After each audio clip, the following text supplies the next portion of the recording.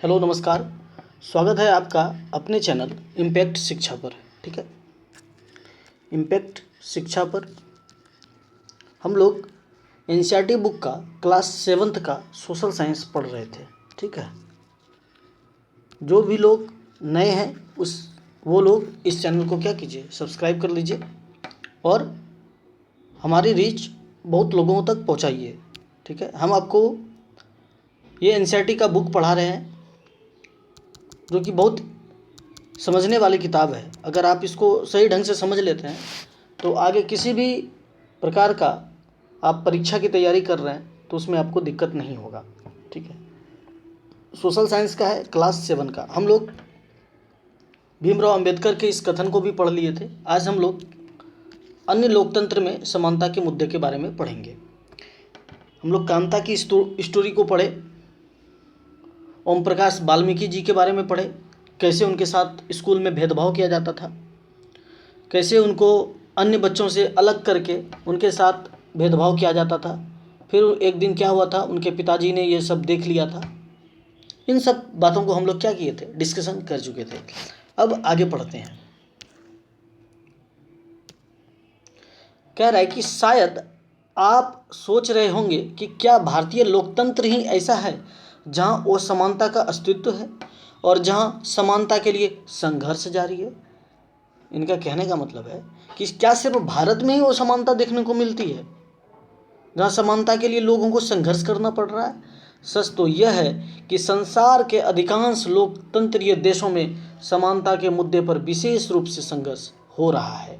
उदाहरण के लिए संयुक्त राज्य अमेरिका में अमेरिकन लोग जिनके पूर्वज क्या थे, गुलाम थे और अफ्रीका से लाए गए थे, वे आज भी अपने यहाँ जीवन का मुख्य रूप से वो समान बताते हैं। अपने जीवन को क्या बताते हैं, वो समान बताते हैं। हमारे यहाँ क्या है, आज़ादी के बाद हम लोग क्या हो गए, बहुत स्थिति सुधरी है। अन्य देशों में अफ्रीका की बात हो रही है, अमेरिका की बात हो रही है, वहाँ क्या है, वहाँ स्थिति अभी भी खराब है। जबकि 1950 के अंतिम दशक में अफ्रीकी अमेरिकनों को समान अधिकार दिलाने के लिए आंदोलन हुआ था। ठीक है, समान अधिकार आंदोलन कब हुआ था, 1950 में।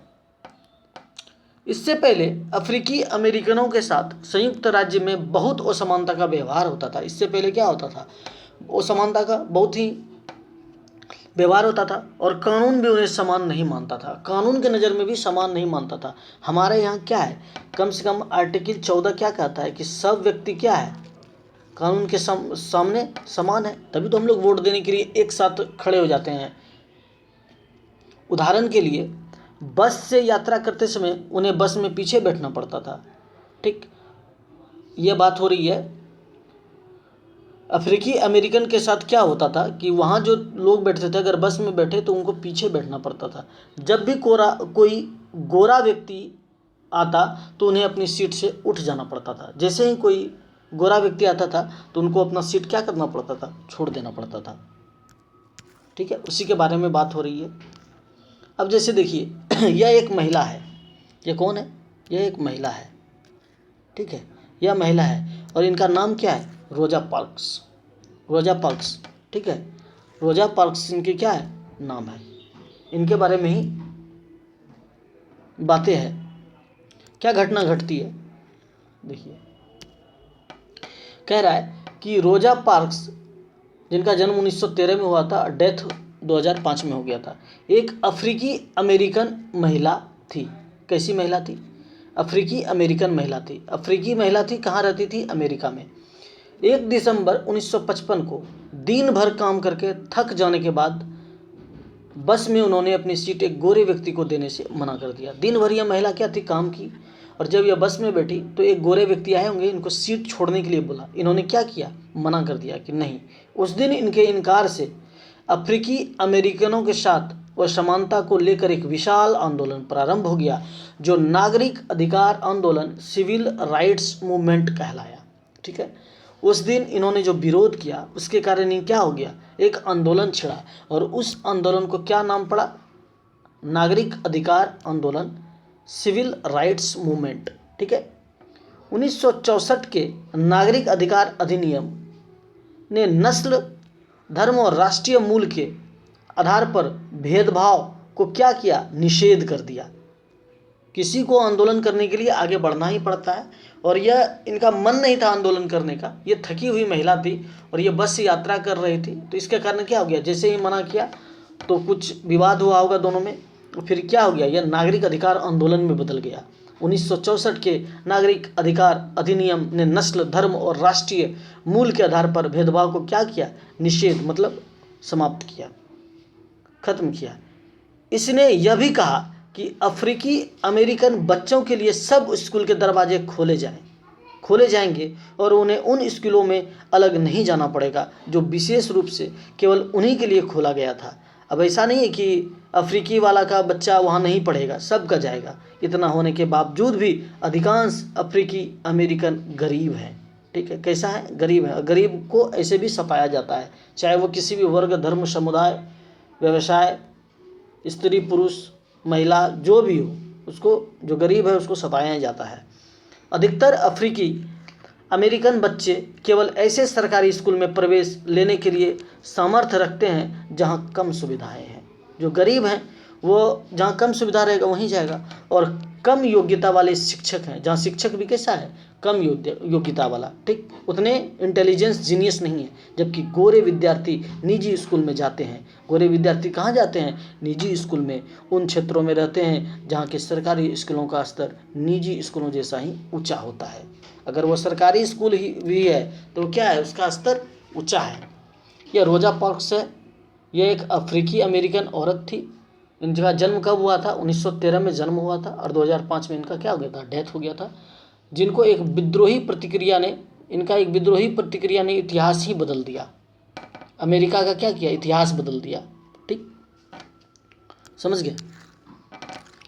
अब देखिए यहाँ पे क्या कह रहा है, ये तो बता चुके हैं, फिर भी इसको देख लीजिए।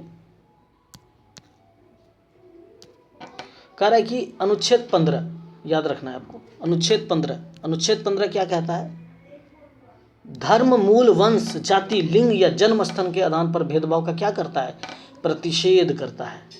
क्लियर है, इस क्या करता है, इसका प्रतिषेध करता है। जैसे राज्य जो है किसी नागरिक के विरुद्ध केवल धर्म, मूल, वंश, जाति, कि आप हिंदू हैं, आप मुसलमान हैं, सिख हैं, ईसाई हैं, जाति, ब्राह्मण, क्षत्रिय, वैश्य, लिंग, स्त्री, पुरुष, ये थर्ड जेंडर वाले जो हैं, जन्म स्थल, आप उत्तराखंड के हैं, बिहार के हैं, यूपी के हैं, इन आधार पर आपके साथ कोई भेदभाव नहीं करेगा।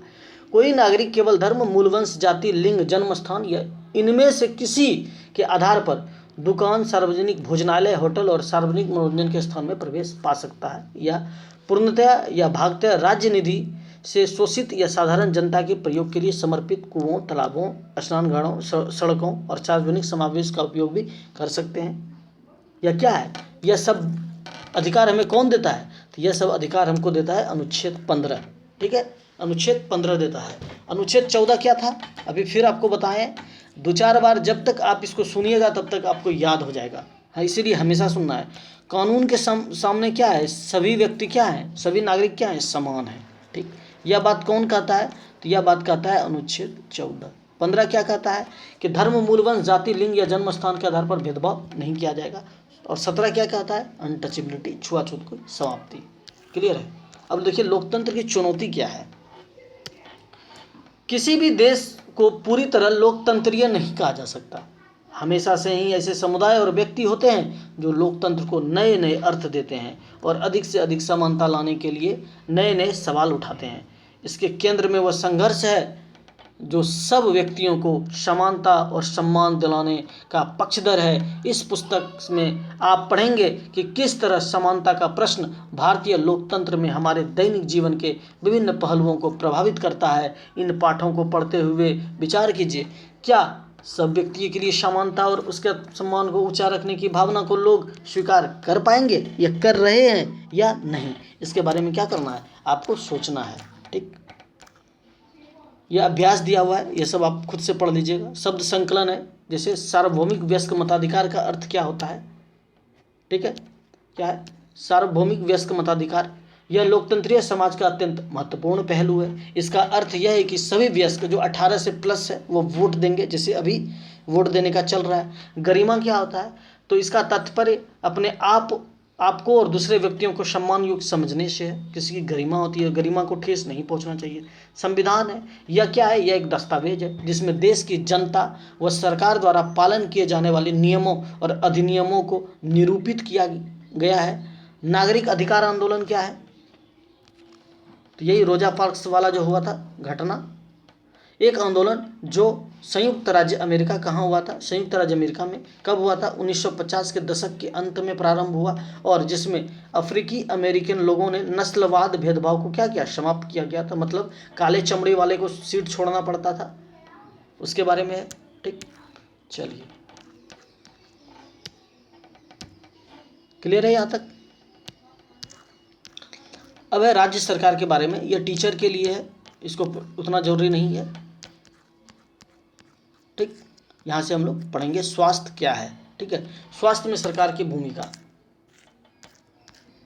इसको नेक्स्ट वीडियो में पढ़ते हैं। ठीक है, मिलते हैं अपने अगले वीडियो में।